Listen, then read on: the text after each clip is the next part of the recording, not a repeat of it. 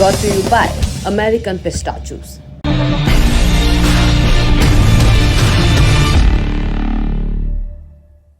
30 मई को पहलवानों का प्रदर्शन हरिद्वार से उठा, तब मध्यस्थता करने आए भारतीय किसान यूनियन के अध्यक्ष नरेश टिकैत ने पहलवानों से 5 दिन का वक्त मांगा था।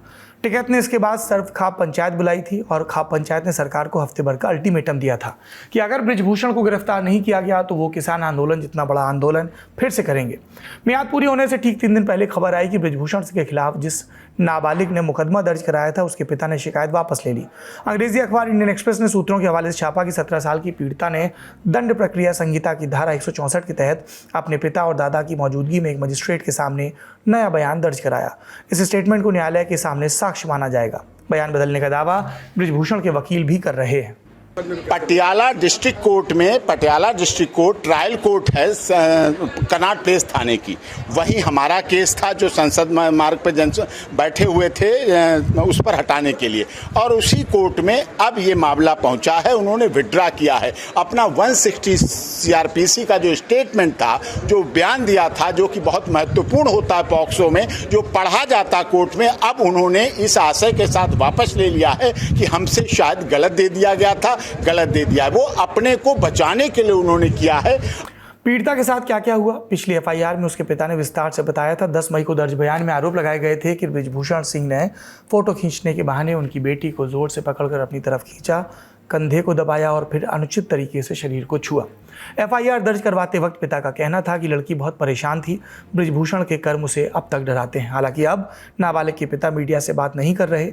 उनसे जुड़ी आखिरी खबर द प्रिंट ने छापी, जिसमें दावा किया गया कि उन्होंने पीड़िता के पिता से बात की और वो बयान बदलने वाली खबर का खंडन कर रहे हैं, उसे फर्जी बता रहे हैं। पहलवान भी यही कह रहे हैं कि खबर झूठी है। सुनिए साक्षी मलिक के पति सत्यव्रत कादियान ने प्रेस से क्या कहा।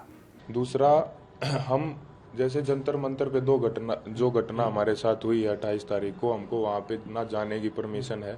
हम जैसे ही इस आंदोलन को वापस धरातल पे लेके आएंगे, वैसे ही जो है हम प्रोटेस्ट वापस शुरू करेंगे। बीच में कोई छोटा मोटा काम होगा वो उस बारे में उन्होंने ट्वीट करके जानकारी दे दी है। और लगातार 3 दिन से खबर है कि हमारा समझौता हो गया, वो भी झूठ है। पोस्को ने नाम वापस ले लिया उनके पिता का, वो भी बयान आ गया है, वो भी झूठ है। तो इस तरह से हमारे समर्थकों को तोड़ने के लिए कृपया खबरें ना चलाएं। हमने आपको दोनों तरफ की कहानियां सुनाई। हम जो अपनी तरफ से कंफर्म किया वो ये कि नाबालिग पीड़िता ने बयान दर्ज करवाया है। नए बयान का कंटेंट मैटर क्या है इस बारे में अभी जानकारी नहीं, क्योंकि ये बयान फिलहाल एक सील बंद लिफाफे में अदालत के पास है। शुरुआती FIR में बृजभूषण पर पॉक्सो एक्ट की धारा 10 और महिला का शील भंग करने और यौन उत्पीड़न से जुड़ी IPC की धाराओं के तहत केस दर्ज किया गया था। 2012 में पॉक्सो बनाया गया कि यौन उत्पीड़न के अपराधों से बच्चों की सुरक्षा के लिए एक मजबूत कानूनी ढांचा बने, सख्त सजा के प्रावधान। पहलवान मामले में FIR चाहते थे, जो कि हो गई। अब चूंकि धाराएं गंभीर थी इसलिए पूछा जाने लगा गिरफ्तारी कब होगी। जब मांग ने जोर पकड़ा तो बृजभूषण ने पॉक्सो पर ही सवाल उठाया। अयोध्या में साधु संतों ने कथित महाजन चेतना रैली की घोषणा की और पॉक्सो को डाइल्यूट करने की मांग की। हालांकि रैली बाद में कैंसिल कर दी गई। गिरफ्तारी होने न होने को लेकर 1 जून के ललन टॉप शो में हमने कानूनी विशेषज्ञों से बात भी की थी। एडवोकेट नेहा रस्तोगी ने बताया था कि अगर किसी के खिलाफ पॉक्सो का केस दर्ज होता है तो तुरंत गिरफ्तारी के प्रावधान निर्देशित हैं, पर हमने देखा बृजभूषण अरेस्ट नहीं हुए।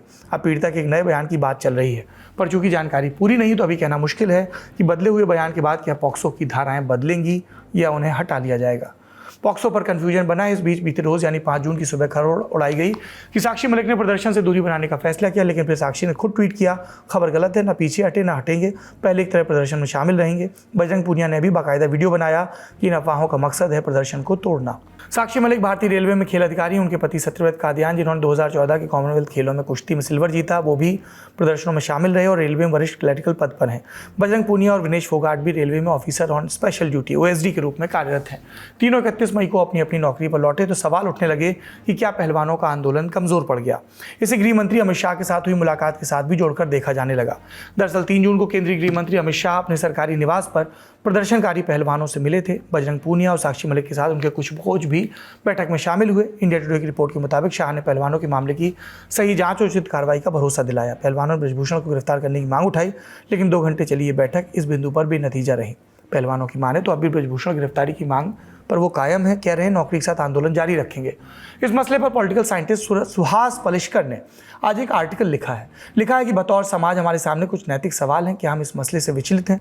जो उनके साथ घटा उसके ब्यौरे से, पुलिस के पहलवानों को घसीटने से, संविधान की प्रस्तावना में डॉक्टर अंबेडकर ने एक शब्द डाला था, फ्रेटर्निटी।